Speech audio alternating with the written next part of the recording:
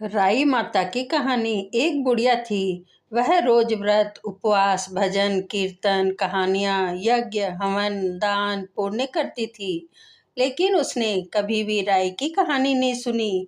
बुढ़िया गऊ को चारा चिड़ियों को दाना आदि डालती थी। वह रोजीना 16 रोटियां बनाती थी।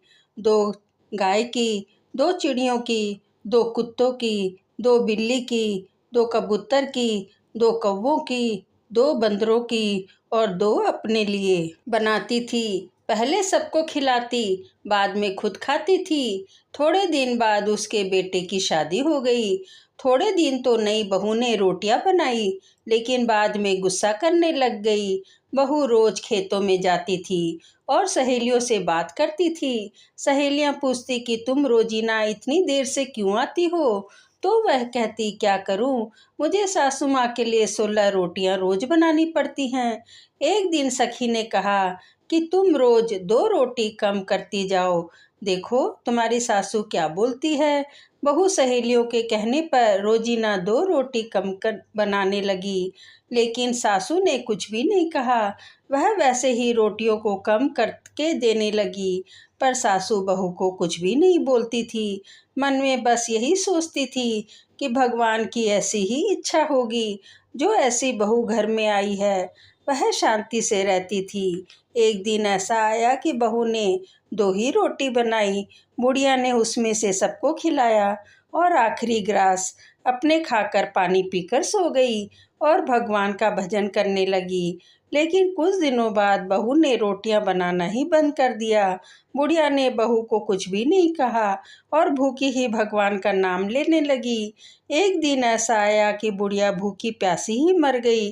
बुढ़िया मरकर वैकुंठ को जाने लगी, लेकिन राई जी उसके आड़े आड़े आने लगी। बुढ़िया ने पूछा, तुम कौन हो और मेरे रास्ते में आड़ी क्यों आ रही हो? राई ने कहा कि मैं तुमको वैकुंठ नहीं जाने दूंगी, क्योंकि तुमने मेरी कहानी नहीं सुनी। मैं कार्तिक के ठाकुर राई दामोदर भगवान की पटरानी हूँ। मैं तुम्हें वैकुंठ नहीं जाने दूंगी। बुढ़िया को बहुत तकलीफ हुई और वो कहने लगी कि मैंने तो आज तक किसी के मुंह से भी ऐसा नहीं सुना कि राय की कहानी सुननी चाहिए। यदि राय की कहानी सुनने से वैकुंठ मिलेगा तो मुझे एक बार वापस फिर से नीचे भेजो। मैं वापस जाकर आप बताओ वैसे ही कहानी सुन लेती हूँ। तब राई ने भगवान से कहकर बुढ़िया को वापस धरती पर भेजा और कहा कि तुम 1.25 महीने तक राई की कहानी सुनो और राई मत खाओ, और उद्यापन में 1 कटोरी राई की भरकर ऊपर ब्लाउज पीस व रुपये रखकर फिर उन्हें कलप कर राई दामोदर मंदिर में चढ़ाओ, तभी तुम्हें वैकुंठ मिलेगा। यह कहानी आसोज के नवरात्रों से सुने और कार्तिक में चढ़ाएं। अगर कार्तिक में सुने तो राई को कार्तिक में ही चढ़ा देवें, पर कहानी सुनते रहें। इससे सुनने से राई दामोदर भगवान खुश होते हैं।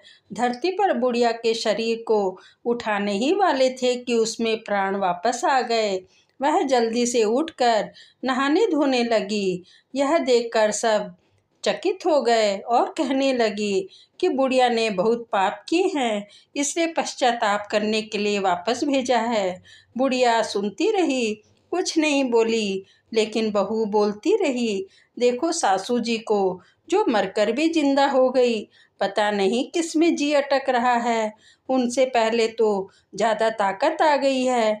बहू ने ऐसा सोच ही रही थी कि सासू से पिंड छूट गया। सासू को जिंदा देखकर वह बहुत परेशान हुई।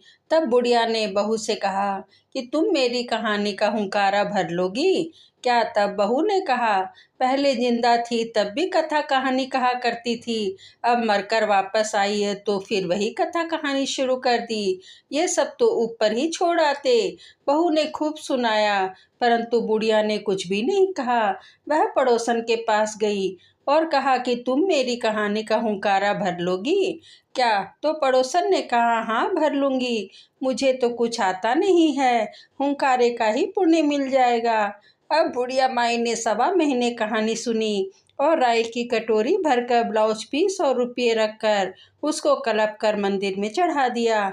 जैसे ही चढ़ाई, उसके लिए सुंदर सा विमान आ गया। वह विमान में बैठकर जाने लगी तो पड़ोसन को आवाज लगाई, तुम भी चल रही हो क्या? पड़ोसन को भी बैठा लिया। आवाज सुनकर बहू आई। बहू ने कहा, सासू जी मैं भी चलती हूँ। तब सासू ने कहा, तुमने तो कहानी का हुंकारा भी नहीं भरा, मैं तुम्हें नहीं ले जा सकती। बहू बहुत पछताई। बुढ़िया और पड़ोसन दोनों विमान में बैठकर वैकुंठ को चली गई। हे राई दामोदर भगवान, जैसे बुढ़िया माई को वैकुंठ मिला वैसे हम सभी को देना। कहानी कहने वाले, सुनने वाले और हुंकारा भरने वाले सभी को वैकुंठ देना, सभी की मनोकामना पूर्ण करना। जय दामोदर भगवान की जय।